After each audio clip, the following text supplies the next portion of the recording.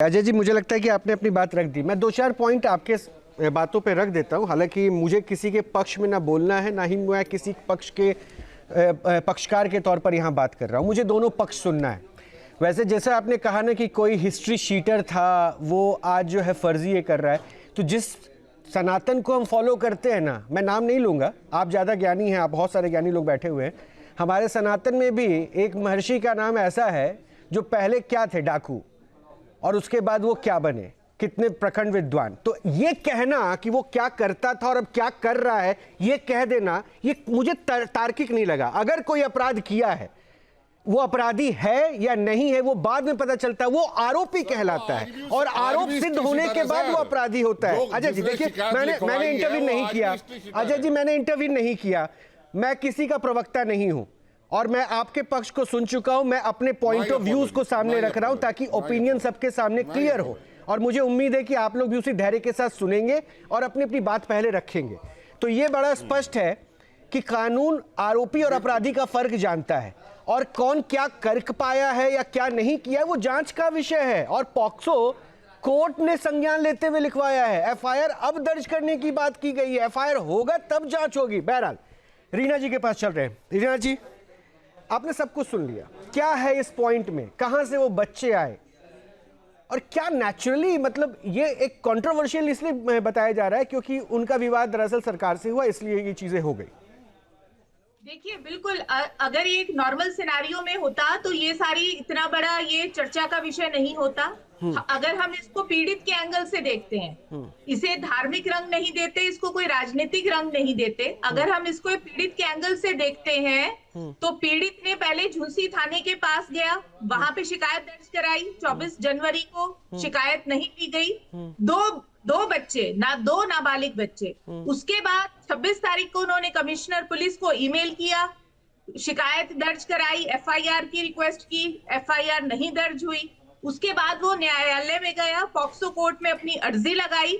अब चूंकि पॉक्सो का मामला है, नाबालिग बच्चे हैं, तो यहाँ पे कोई ना कोई साथ में जरूर होता है कि जो आपका पैरोकार बन करके इस मुद्दे को आगे लेकर के जाता है, जो कि आशुतोष ब्रह्मचारी है। तो यहाँ पे जो पीड़ित है, पीड़ित के क्या कानूनी अधिकार है, क्या हमारा संविधान अभी नहीं अजय जी, अभी नहीं, अभी सिर्फ पक्ष, बाद में आप लोग आपस में अपने आर्ग्यूमेंट कर लीजिएगा। प्लीज रीना जी, हाँ बात पूरी कीजिए जी। अब क्या ये संविधान के अधिकार है, ये एक संवैधानिक अधिकार है। पीड़ित न्यायालय के समक्ष गया, और ऐसा नहीं कि पॉक्सो कोर्ट में जाने के बाद, अर्जी देने के बाद तुरंत एफआईआर दर्ज हो गई। न्यायालय ने पुलिस को आदेश दिया कि आप इंक्वायरी रिपोर्ट सबमिट कीजिए, आप इंक्वायरी कीजिए। पुलिस ने इंक्वायरी की। तो यहाँ पे एक जो पहले देखने वाला विषय है कि जब पीड़ित 24 तारीख को 26 तारीख को गए तो पुलिस ने एक्शन क्यों नहीं लिया।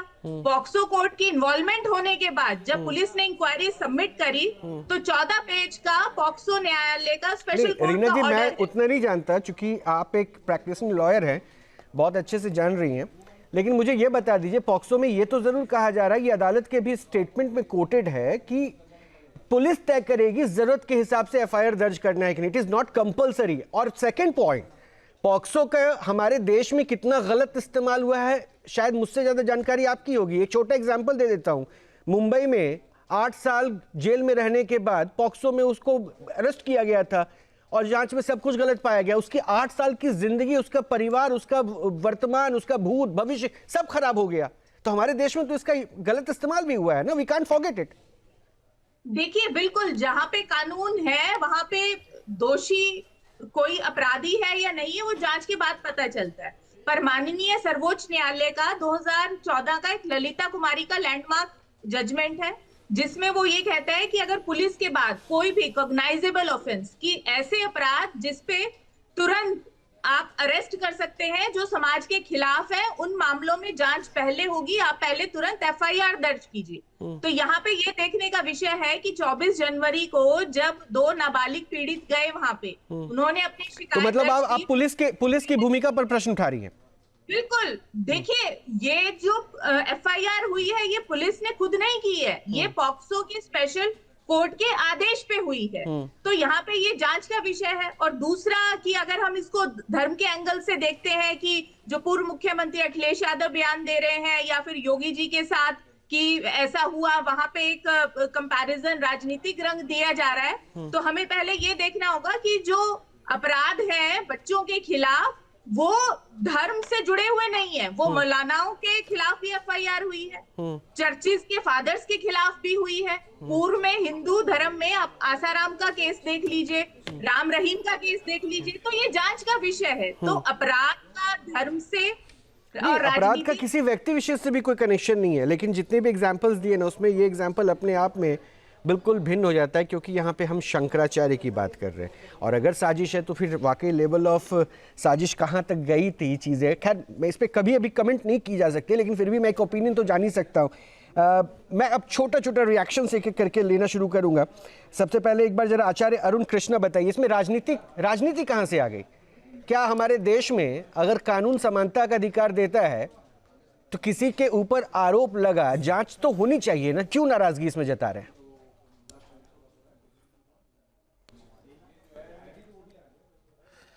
देखिए, मैं अपनी वाणी का आरंभ भगवान राम के श्लोक से करता हूं। भगवान राम ने कहा, न तो धर्मोपसंहारम धर्म फल सहीनतम तदेव फलमन्वेति धर्मश्चैव धर्मनाशना। आपके आचरण में यदि धर्म की शून्यता, धर्म की अनुपस्थिति बढ़ती चली जाएगी तो आप धर्म के फल की कामना मत कीजिएगा। धर्म का फल नहीं मिलेगा, फल आपको धर्म का ही मिलेगा। मेरा यहां पर विषय ही नहीं है। मैं तो परम पिता परमात्मा से कहता हूं, हे भगवान, ये केस कभी भी साबित ना हो। हे परमात्मा, ये केस कभी साबित ना हो, क्योंकि हमने बड़े ही आदर दृष्टि से अभिमुक्तेश्वरानंद महाराज को सदैव देखा है। लेकिन प्रश्न यहां पर कुछ और है। प्रश्न ये नहीं है कि वो शंकराचार्य है नहीं, प्रश्न ये नहीं कि केस क्या चल रहा है, प्रश्न ये है कि शंकराचार्य के रूप में किस तरह का आचरण, किस तरह के वक्तव्य, किस तरह के राजनीतिक कठपुतली बनके शंकराचार्य जी ने, अभिमुक्तेश्वरानंद जी ने आने वाले पिछले कई सालों से उनके वक्तव्य सुनो। उनका ये वो कालखंड है जिस कालखंड में उनको आदित्य योगीनाथ जैसे धर्म योद्धा का साथ देना चाहिए था। यही शंकराचार्य का परम कर्तव्य है कि जो व्यक्ति धर्म के मार्ग पे चल रहा है, जो शासक धर्म के मार्ग पे चल रहा है, आपका क्या कर्तव्य बनता था? आपका कर्तव्य बनता था कि आप उनका साथ दे। लेकिन इन्होंने क्या किया? ये राजनीतिक शब्द, राजनीतिक अच्छा, मैं एक बार आपको रोकूं क्या?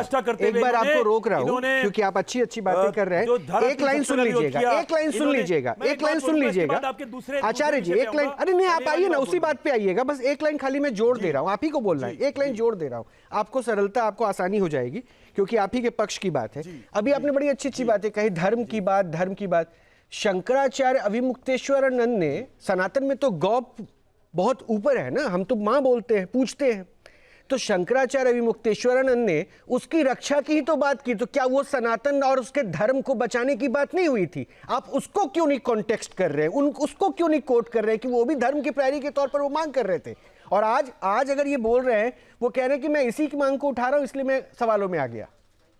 आप एक तरफ की बातें क्यों देख रहे हैं? रोज जी देखिए, ये विक्टिम कार्ड ना, इतने बड़े पद के व्यक्ति को विक्टिम कार्ड नहीं खेलना चाहिए। अच्छा, आप बताइए, चलिए मेरी गाड़ी में चेक कीजिए, मेरी गाड़ी में चेक, मेरी वाहन में चेक कीजिए, उसके अंदर पेन किलर, गौ माता के इंजेक्शन रखे हुए हैं। हम खुद गौ सेवा धरातल पे करते हैं और गौ सेवा करते आए, गौ सेवा नहीं जीव सेवा करते आए। तो क्या मुझे अधिकार देता है कि बाकी दूसरे महंत को, दूसरे धर्मार्थियों को गाली बके? क्या मुझे शोभा देता है कि मैं अतीक अहमद जैसे आतंकवादी का समर्थन केवल इसलिए करूं क्योंकि मुझे आदित्य योगीनाथ को गाली देनी है? यहां पर दो विषय अलग अलग हैं। इनके खिलाफ जो केस चल रहा है, माफी चाहूंगा, क्षमा प्रार्थी हूं आपका।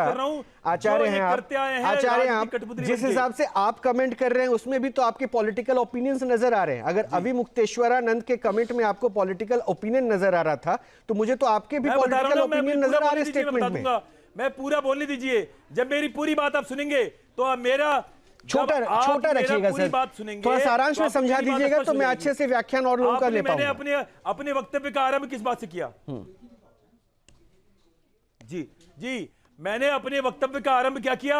रुकना होगा जी, ना करें ये केस कभी भी ये दोष, इनके ऊपर दोषारोपण हो, कभी भी ये पकड़े जाए, कभी इनके ऊपर दोष हो। ये मेरी पहली लाइन थी। इसका मतलब कि मैं इनके विपक्ष में नहीं हूं। मेरी दूसरा लाइन कि ये शंकराचार्य हैं या नहीं, मुझे इससे कोई फर्क नहीं पड़ता, मैं इनका सम्मान करता हूं। और गौ सेवा में राष्ट्रीय माता, गौ माता, राष्ट्रीय माता के इस अभियान में इनके साथ खड़ा था, इनके साथ मैंने मंच भी साझा किया है, तो मैं इनका शत्रु नहीं हूं। लेकिन ये ऐसे व्यक्ति के शत्रु साबित हुए जो व्यक्ति इस भारत की भूमि में नहीं अपितु विदेश फ्रांस जैसे देश ने भी ये माना कि यदि हमारे देश में आदित्य योगीनाथ होते तो यहां पर जिहादी इस देश को आग नहीं लगाते। मतलब तो योगी आदित्यनाथ का नहीं है ना आचार्य जी, आप बार बार सीएम को बीच में क्यों इंटरवीन कर रहे हैं? मैं तो इस पे पॉलिटिकल एंगल ढूंढने की कोशिश कर रहा था, अगर आपको वो नजर आ रहे हैं। आप बार बार योगी आदित्यनाथ जी को क्यों शामिल कर रहे हैं? इनका जो व्यक्तित्व था, राजनीतिक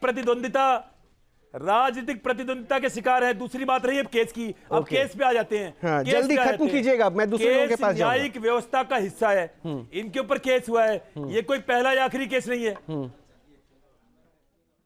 आप मैं बोलूं? जी केस है, न्यायिक व्यवस्था का हिस्सा है। केस साबित होगा नहीं होगा, दोषारोपण इन पे हो रहा है, दोष साबित होंगे नहीं होंगे, क्या साक्ष्य मिलेंगे, साक्ष्य इनके पक्ष में मिलेंगे, विपक्ष मिलेंगे, वो तो समय का, वो तो कालखंड तय करेगा, वो तो समय के गर्भ में क्या रखा हुआ है वो समय बताएगा। मैं तो कभी नहीं चाहता कि अभी मुक्तेश्वर जी के खिलाफ कोई उनको जेल हो या उनके खिलाफ कोई इस तरह के दोष मिले, क्योंकि ये इनके लिए नहीं है। अभी मुक्तेश्वर स्वयं में एक नाम नहीं है, वो हमारा हिस्सा है। ठीक है, उनके खिलाफ कुछ भी होगा तो ऐसा लगेगा जैसे हम जेल चले गए। ये सनातन धर्म के लिए सबसे कलंकित दिन है। इसलिए मैंने शुरुआत में ही सनातन और शंकराचार्य के महत्व के साथ किया और वही अभी भी समझा रहा हूं। लेकिन एक बात और भी यह है, बिल्कुल स्पष्ट है हमारे देश में कि कानून की नजर में सब बराबर है। वो सब बराबर है, वो किसी भी धर्म का हो, किसी भी ओहदे पे हो। इस वीडियो में दी गई जानकारी केवल पौराणिक मान्यताओं, धार्मिक विश्वासों और ज्योतिषीय तथ्यों पर आधारित है। स्तुति इनकी पुष्टि नहीं करता।